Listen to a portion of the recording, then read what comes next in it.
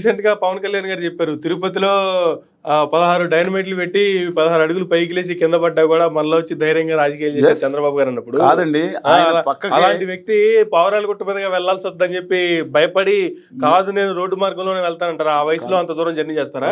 ఆ వయసులో ఆయన రాష్ట్రం తిరిగే చాలాసార్లు రోడ్లో తిరుగుతున్నారు. కానీ వచ్చిన తర్వాత రాత్రి 11 గంటల వరకు చూసుకుని ఆయన ఇంట్రాగేట్ చేసి తెల్లారి మళ్ళీ 3 గంటలకి తీసుకెళ్ళి అక్కడ మేజిస్ట్రేట్ దగ్గర లేదా ఎక్కడో పంపించాలని చెప్పి 2 గంటల వరకు లేపేస్తే అలా 2 రోజులు ఆ వయసులో మనిషిని, అనారోగ్యంతో ఉన్న మనిషి చేయటం కక్షాదింపు కాదండి. ఇది దిస్ నాట్ ద వే అండి. మనకి అవతరాలతో ఏదైనా అనుకోవచ్చు, కొన్ని మనమే దృక్పథాలు ఉంటాయి. నేను అదే సమయంలో చెప్తున్నా, ఖచ్చితంగా తప్పు అని చెప్తున్నాను. కానీ ఆయన నిర్ణయం ఆయన దాంట్లో తప్పు చేశారు లేదని నేనేమని చెప్పడానికి, ఆయన లేదంటే సరి చేశారా అది కూడా మేము చెప్పాలి. విచారణ తెలుస్తుంది, అది చేయమంటున్నాను నేను చాలా క్లారిటీతో. కానీ ఒక వ్యక్తిగత కక్ష తీర్చుకున్నట్టు మాత్రం ఆ రోజు ఎవరిని, మన జయలలిత గారిని అసెంబ్లీలో దురైమురుగుని ఎవరో మనకు గుర్తుంది కదా ఏం చేశారు, దానికి కక్షగా జయలలిత గారు ఏం చేశారు, పంచి కట్టుకోవడానికి ఇవ్వండి టైం అన్నా తీసుకొచ్చి కరుణానిధి గారిని లోపలేశారు. మీరు చూశారు కదా.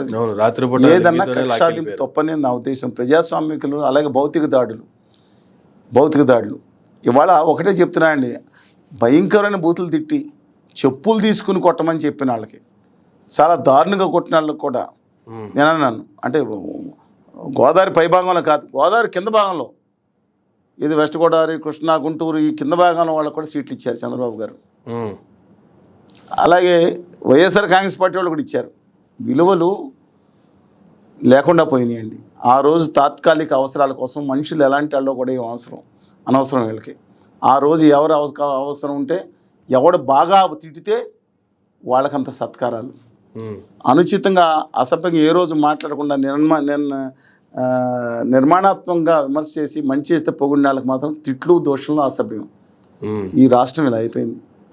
కులాలు, మతాలు అన్ని ఏ పార్టీలు తక్కువ కాదండి. ఈ క్యాండిడేట్ కులం పెడితే ఆ క్యాండిడేట్ కులం పెట్టాలి. దాంట్లో విద్యంత రిటైర్డ్ టీచర్ ఎంతో గొప్ప వాళ్ళు ఉన్నారు. సరే let us wait and see. మనం ఒక 10 రోజులు ఆగండి, మీకు పూర్తి అవగాహన వస్తుంది.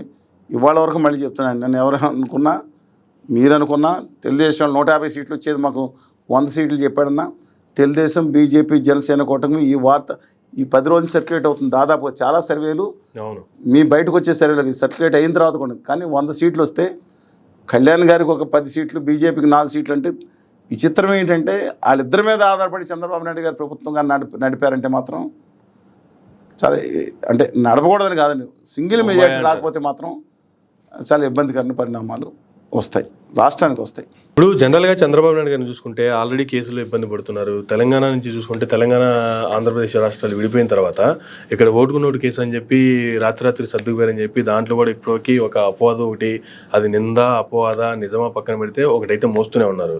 కానీ రీసెంట్గా 4 రోజుల్లో 850 ఎకరాలు ఐఎంజీ భారత్కి అప్పచెప్పారు అనేటువంటిది తెలంగాణ హైకోర్టు సర్కారు మీరు పట్టించుకుంటారా లేదంటే మమ్మల్ని సిబిఐకి అప్పచెప్పమంటారని చెప్పి తెలంగాణ హైకోర్టు ప్రభుత్వాన్ని ప్రశ్నించింది.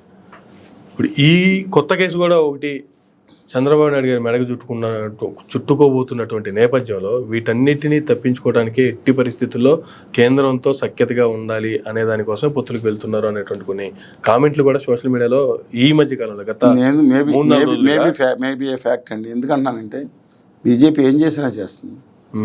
దాంట్లో మీరు చెప్పిన ఐఎంజీ కుంభకోణం, బిల్లీరావు గారు దాంట్లో విషయంలో ఆ రోజు ఇండూ ప్రాజెక్టులు కానీ, లేదంటే 4 రోజులు అపధర్మ ముఖ్యమంత్రి అనేది లేకపోయినా ఆ లాస్ట్ మీట్లో ఎకరో 50,000 ముఖ్యమంత్రిగానే యాక్చువల్గా అపధర్మ ముఖ్యమంత్రి లేదు, కానీ ఆయన అలా ఈ భారత రాజ్యాంగం అలా లేదండి.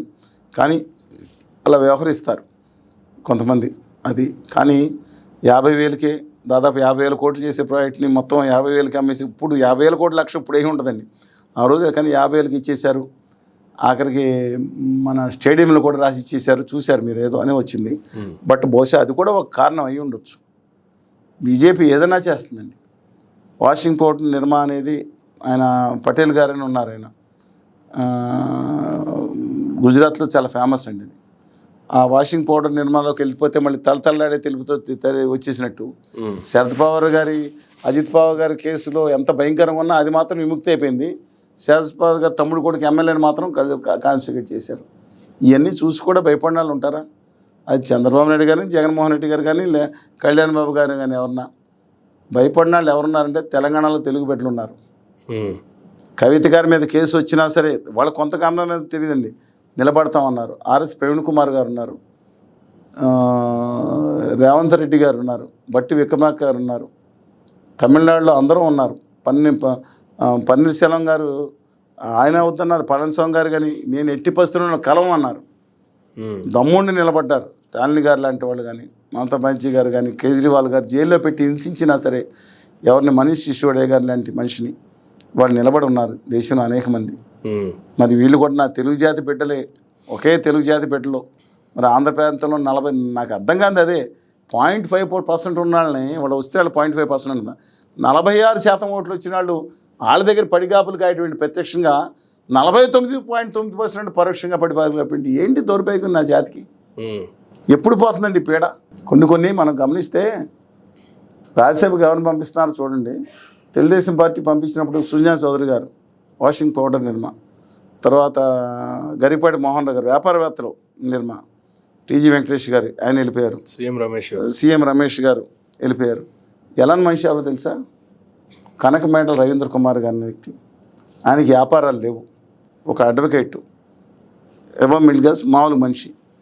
ఎవరు ఇంతకుముందు ఆయన ట్రోల్ చేశారు, కనకమేడల రవీంద్ర కొడుకు అక్కడ అన్నీ తప్పండి. యాక్చువల్గా దాంట్లో యనమల రామకృష్ణ వాళ్ళ అబ్బాయి అక్కడ లేరు.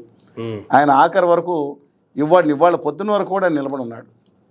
నీతి నిజాయితీ నిబద్ధతలు అనేది పెద్ద ధనవంతులకి ఈ రాష్ట్రంలో, ఆంధ్రప్రదేశ్ రాష్ట్రంలో ఇలాంటి ఇవ్వటం అనేది కేవలం డబ్బులు ఉన్న వాళ్ళకే సీట్లు కొనుక్కునే పరిస్థితి వాళ్ళు వచ్చిందండి. కానీ అదే సుజనా చౌదరి గారు మళ్ళీ టీడీపీ తరపు నుంచి విజయవాడ ఎంపీగా పోటీ చేస్తారు, టీడీపీలో జాయిన్ అవుతున్నారు, టీడీపీ తరపున విజయవాడ ఎంపీగా పోటీ చేస్తున్నారు అన్నట్టు కామెంట్స్ కూడా వస్తున్నాయి కదా.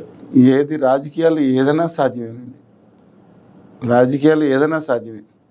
సాధ్యంగా అంతే అని చెప్పండి. ఆయన వైకాపాలో పోటీ చేసినా మీరు ఆశ్చర్యపడద్దు నెగ్గుద్ది అనుకుంటే. అంటే నేను ఆయన అంటలేదు, ఆయన వెళ్ళకపోవచ్చు, కానీ చెప్తున్నా ఏది సాధ్యంగా చెప్పండి. ఎవరెటు ఉన్నారు? జస్ట్ మాస్క్ ఇవ్వండి, ఎవరెటు ఉన్నారు?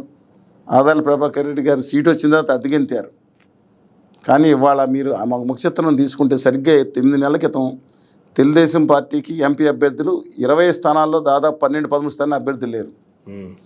వాళ్ళు సీన్ కట్ చేస్తే ఇవాళ తీసుకొస్తే వైఎస్ఆర్ కాంగ్రెస్ పార్టీకి 9 స్థానాలు అభ్యర్థులు లేరు. చెప్పండి నాకు.